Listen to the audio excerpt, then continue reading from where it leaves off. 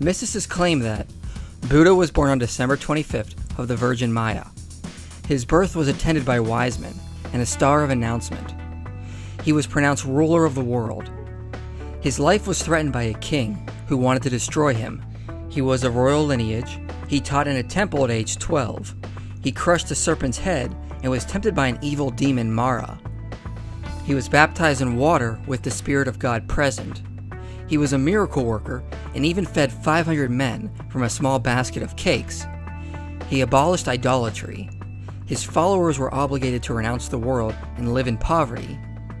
He glowed during a transfiguration on a mountain, died on a cross, according to some traditions. His tomb was supernaturally opened, where he ascended bodily to nirvana. He is said to return in the latter days, to return the world to order and judge the dead.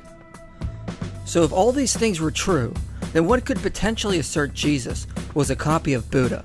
But there are several problems with these assertions from mysticists. Before we go through these, we first need to note the first biography of Buddha was not written until the 2nd century AD. So any source of Buddha's legend already postdates Jesus. Obviously the legend of Buddha is older than this, but if one is going to assert Christians stole the legend of Buddha to craft Jesus, they need concrete evidence, not rely on sources that postdate Jesus. Because if there was actually borrowing going on, Christians can just assert it goes in the opposite direction, that the legend of Buddha was changed over time. Now Buddha was never said to be born on December 25th, but the 8th day of the 4th lunar month. His mother was named Maya, but so what? There is no evidence the name Mary comes from this. Scholars note Mary comes from the earlier Hebrew name Miriam. Buddha was not born of a virgin. The later Christian author Jerome said this was true, but he is not the most reliable source for the legend of Buddha. Scholar Edward Thomas said, "The oldest account of Buddha's ancestry appears to presuppose nothing abnormal about his birth, and merely speaks of him being well born both on his mother's and father's side of 7 generations. According to the later legends, he is born not as other human beings, but in the same way as a universal king. He descends from the Tutsitsa heaven by his own choice, and with this his father is not concerned. This is not properly a virgin birth, but it may be called pathogenetic, that is, Sotodana was not his progenitor." I can find no mention of a star or angels. There were wise men as advisors to Buddha's father, but he was a wealthy king, so he would have had them at his disposal. This next one is not true at all. The closest one can find is at his birth. It was said he would have the option of becoming a great ruler or a spiritual leader. This next one is also not true. What the legend actually says is Buddha was prophesied to leave the palace and become a holy man. So his father tried to prevent that from ever happening, and Buddha had to later escape. Buddha was of royal lineage, but this is too vague to form a parallel. There is no mention of Buddha ever teaching in a temple at age 12.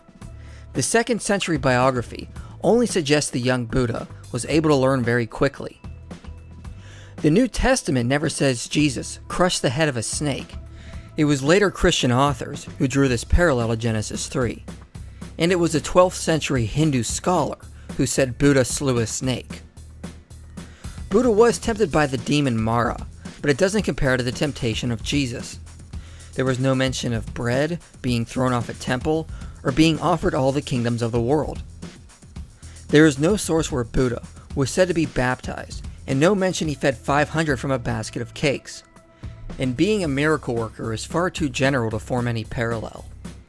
It is not said that Jesus abolished idolatry, but preached against it. Either way, I can find no reference that Buddha did this either. Buddha's followers were called to renounce the world and live in poverty, but Christians were not called to live in poverty in the New Testament. Jesus called people of many different walks of life, and there is no evidence all Christians are supposed to be poor. Yes, some are given that calling, but not all. There is no evidence of a transfiguration on a mount. Buddha was just said to glow because of his enlightenment. There is no tradition that says Buddha died on a cross, or buried in the tomb.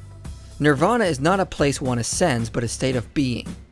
A late Chinese document says Buddha opened his coffin to speak, but then closed it again.